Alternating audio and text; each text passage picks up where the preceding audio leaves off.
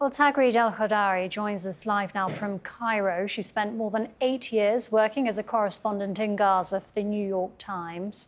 Taghreed, thank you very much for talking to TRT World.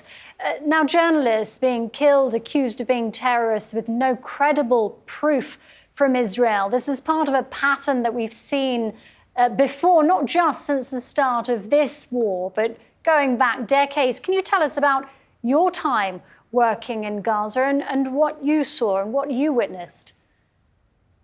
I mean, this is not new for Israel. What Israel is doing now in front of all of us is, and they are admitted with all arrogance that they are carrying out extrajudicial killing of Palestinian journalists, and they don't give a damn.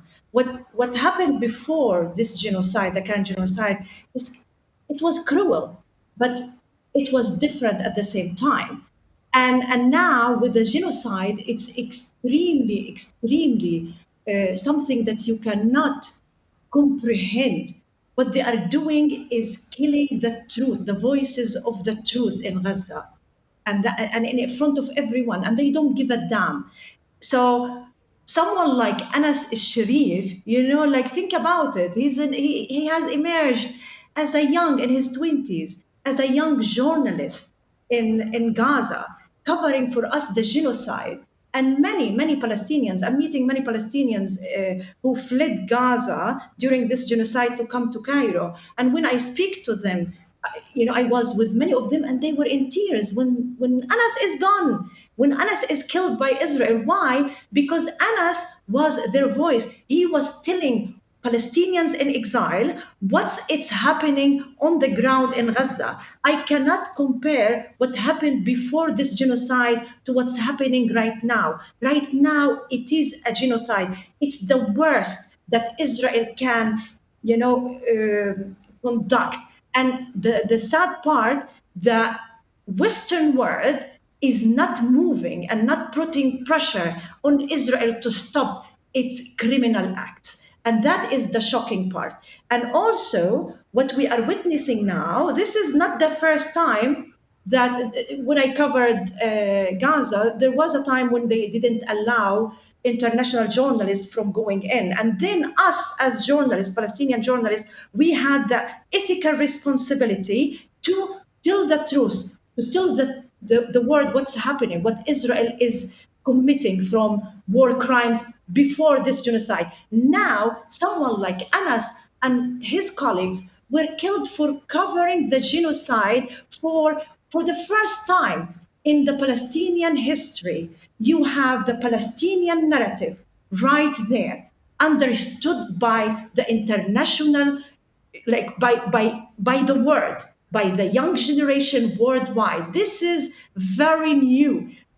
Before the genocide, the Israeli narrative was there and it was strong, and Israel controlled the narrative. The Palestinian narrative, they managed to control the international mainstream media. Now, the international mainstream media must not take everything the Israeli army is saying as facts. They have to give them the hard time. We, as Palestinian journalists, we paid a very heavy price for the international media's role of taking, without questioning, the Israeli narrative, without questioning. And they take the Israeli narrative as facts. It's time for the international mainstream media to give a hard time to the Israelis and to questions, because what they are telling the world is, lies. They have proved to be the master of disinformation, and everybody knows. Israel's already under diplomatic pressure following recent images of starvation in Gaza, which has come under immense international condemnation. And this incident now is being called the deliberate silencing of journalists. Is that an accurate description of what's going on here? Because they are indeed the world's eyes and ears on the ground in Gaza, as you point out. Indeed, and that's the main reason why they killed Anas and his colleagues. Because what's the last story Anas covered? It's the starvation, and he himself, as a start, with his cameraman, with the producer, with his assistant, they will all living the starvation story as well. So they are part of that reality in Gaza. The starvation policy imposed by Israel is lived by by the journalists and also the civilians in Gaza, and that affected the global concern. All of a sudden, the people globally are angry at Israel, and that's why they are approaching.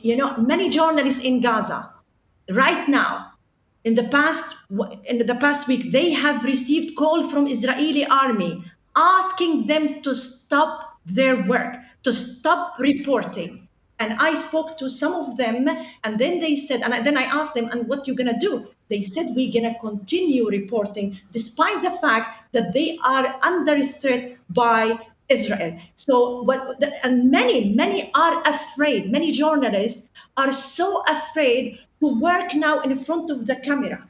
So, what Israel is creating fear among journalists to work as TV correspondent, but at the same time, you have Palestinians are so afraid to be next to journalists. And that's what Israel wants, scaring the hell out of people, terrifying everyone, terrorizing everyone. And their intention is one.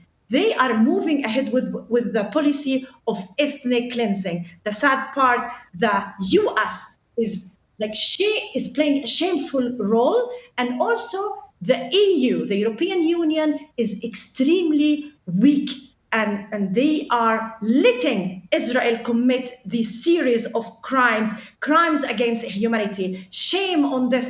It's time to put pressure on Israel to stop targeting the journalists and, of course, the civilians. But it's unbelievable. It's unbelievable. It's shocking that we have reached this stage. Taghreed, thank you very much. Really appreciate your thoughts and analysis here on TRT World. Taghreed Elkhodry from Cairo.